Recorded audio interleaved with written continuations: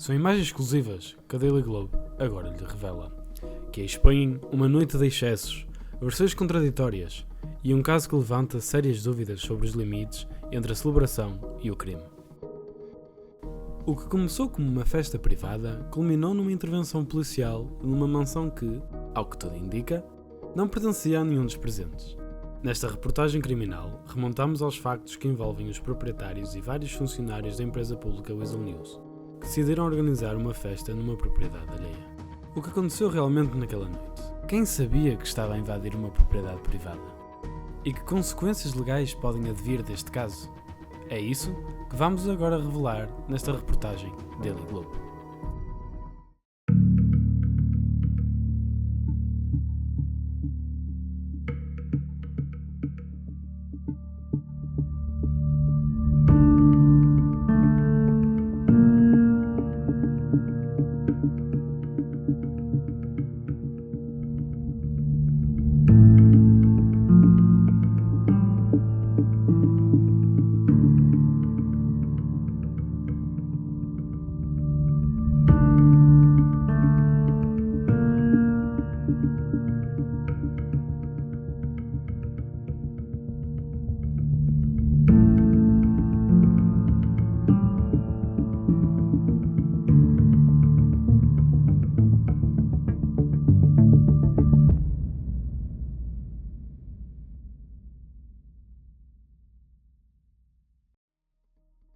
No dia 10 de janeiro, durante o período noturno, vizinhos da mansão localizada no código postal 692 aperceberam-se da aproximação de vários veículos à propriedade.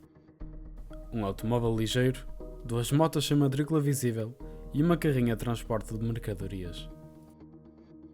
A movimentação invulgar levantou suspeitas entre os residentes da zona, que, perante a possibilidade de uma invasão de propriedade privada, contactaram de imediato a linha de emergência, alertando as autoridades para a entrada suspeita de indivíduos na mansão.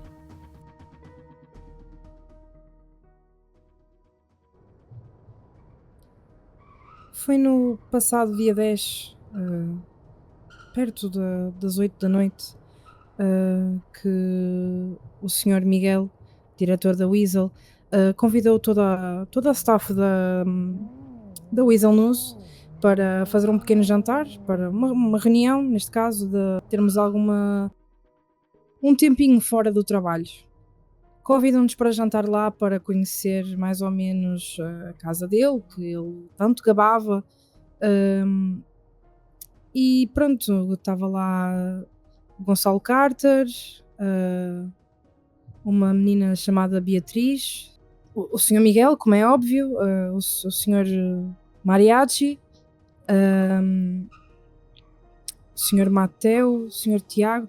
Pronto, era uma parte da staff da Weasel que estava lá para jantar, neste caso. Nós pegamos nas carrinhas da Weasel e arrancamos. Fomos todos atrás do Sr. Miguel. Quando chegamos lá ficámos todos surpresos, porque aquilo realmente não era uma casa qualquer, era uma mansão de luxo. Ele fez-nos uma visita guiada pela casa. Aquilo era uma casa com piscina, com um campo de ténis, era mesmo muito grande e mesmo luxuosa. Se querem que lhe seja sincera, eu nunca tinha visto nada assim na minha vida. Até fiquei um pouco surpresa como é que o Sr. Miguel tinha conseguido conquistar tal coisa. Depois, pronto, nós juntámos-nos todos na sala.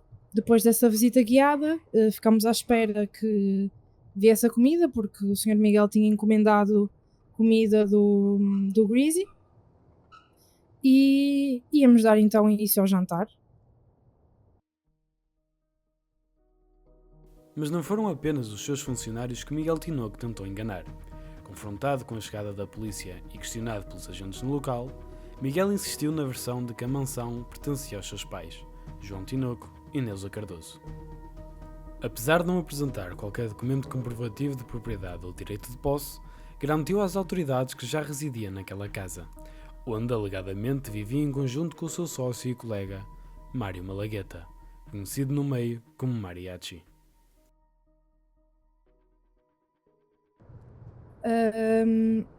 Fui eu mesma que fui lá fora para apanhar um pouco de ar, porque a casa estava assim um pouco cheira a mofo. Eu aproximei-me e vi então os pirilampos dos carros, assim, vermelho, azul, vermelho, azul. E eu, o quê? Isto não pode estar a acontecer, polícia aqui, o que é que se passa? Então eu fui lá fora para ver se era realmente a polícia ou não. Mas fui lá fora, vi a polícia e voltei a correr para dentro de casa a dizer: polícia, polícia, o que é que se está a passar? A polícia! E pronto, viemos todos cá para fora tentar perceber o que é que se passava. Não havia sinal do Senhor Miguel. Tentámos ligar, ele tinha o telefone desligado. Quando chegamos todos cá fora, a polícia estava a perguntar o que é que se passava ali, que tipo de festa é que estava a haver ali. E pronto, e foi isso, mais ou menos. Eu fiquei completamente chocada, porque a primeira, a primeira coisa que eles disseram foi que nós estávamos a invadir propriedade e eu fiquei completamente chocada. Como é que era possível isto estar a acontecer, tendo em conta que o Senhor Miguel tinha dito que a casa era dele e, como é óbvio, não ia suspeitar de nada, não é? Não ia lhe pedir nenhum documento a comprovar que a casa era dele e do Senhor Mariachi, que ele estava a dizer que ambos tinham comprado a casa e tinha ficado com eles, com a casa neste caso. E então fiquei completamente chocada.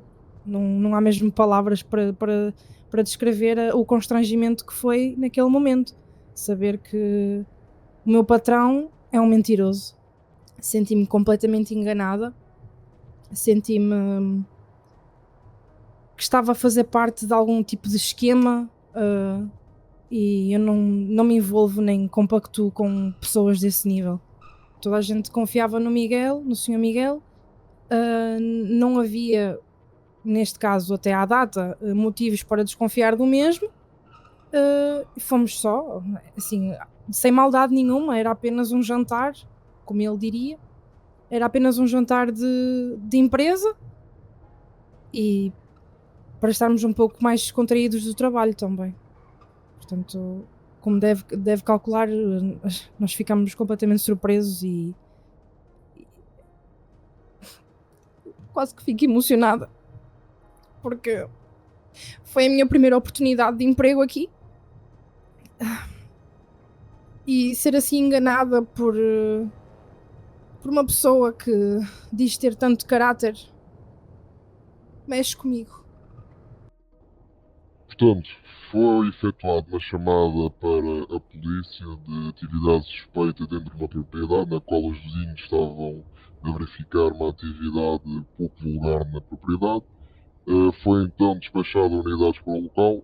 As unidades, ao chegarem, entraram dentro da propriedade e verificaram um grande grupo de civis dentro da mesma, na qual o Sr. Tinoco chegou-se à frente e veio falar com a polícia a dizer que a casa pertencia aos seus familiares, mais relativamente aos pais do mesmo. Entretanto, o Sr. Tinoco foi afastado da multidão para serem efetuadas algumas questões sobre a veracidade dos factos. Enquanto isso, a polícia identificou todos os civis que se encontravam dentro da propriedade. Não houve detenções, nem ninguém foi revistado. Em relação ao Sr. Tinoco, até o momento nada foi entregue para comprovar que a casa fosse dos pais do mesmo, pelo menos ao Departamento de Polícia. Em relação ao Departamento de Investigação, não lhe poderei dar esclarecimentos. Trabalhar na Weasel não era pera doce. De momento, as coisas não estavam a andar para a frente. Após o ocorrido, o Sr. Miguel desapareceu por completo do mapa. Não havia sinal dele, nem há até aos dias de hoje. A última mensagem dele foi mesmo no dia 10 de janeiro dizer que me ia pagar o range do carro, porque ele bateu-me no carro nesse dia. E até agora não houve mais nenhum contacto da parte dele. Mesmo eu já tentei ligar com ele para lhe dar uma oportunidade para esclarecer tudo o que aconteceu e nada. Zero sinal. Chamada não atendida. Caída no voicemail. Então, após isso, acho que foi só o Sr. Mariachi que começou a tomar conta daquilo e foi a partir daí que as coisas descambaram.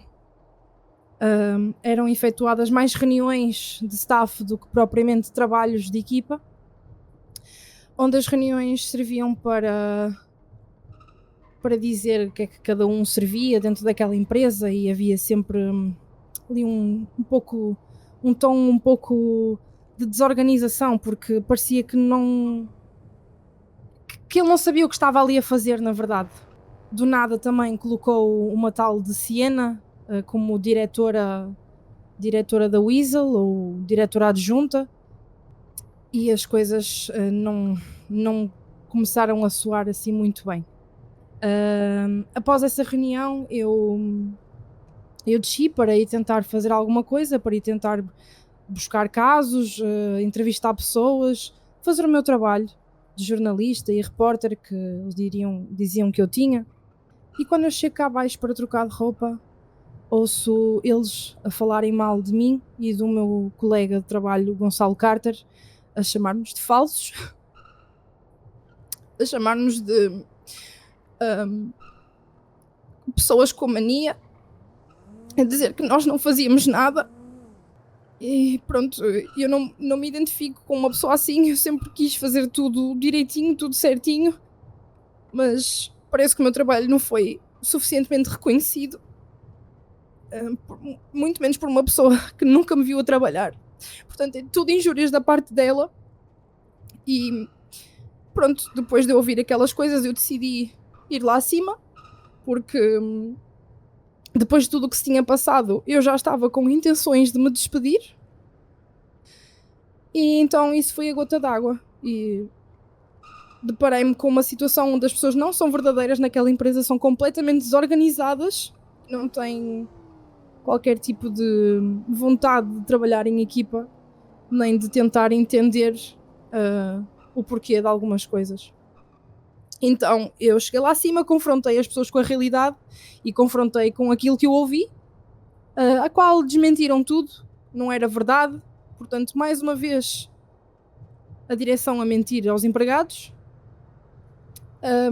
e foi então que eu entreguei a minha carta de despedimento. O que começou como uma simples noite de festa, terminou sob a luz azul das sirenes e o peso de versões que não coincidem. Uma mansão alegadamente usada sem autorização, testemunhos marcados pelo medo e uma narrativa que levanta mais perguntas do que respostas. Quem diz a verdade? Quem sabia realmente onde estava? E afinal, quem são verdadeiramente Miguel Tinoco e Mário Malagueta?